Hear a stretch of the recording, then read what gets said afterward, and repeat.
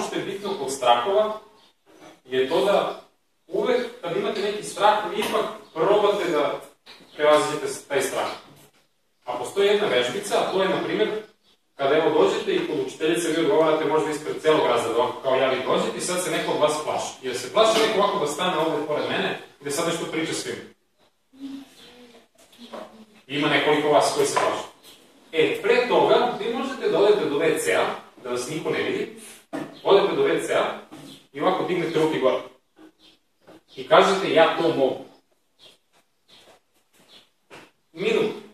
Ne morate u WC-u, možete da se sklonite, ne vidi da vas neko ne vidi, ili možete svi to zajedno da radite. Ajmo sad svi, neka svako pomisli na taj svoj strah, i ajmo sad svi dignemo ruke, pogledamo gore i kažemo ja to mogu. Ajmo još jedan. Ja to mogu. Evo još jednom, treći put. Ja to mogu. Tako da zapamtite da svako ima strah. Ja sam imao strahove kad sam bio mali, možda i sad imam neki strah. Ali ono je bitno da vi jednog momenta odlučite i kažete neću više da se plašim. Uradite ovu vežbicu, ja to mogu i krenete po to.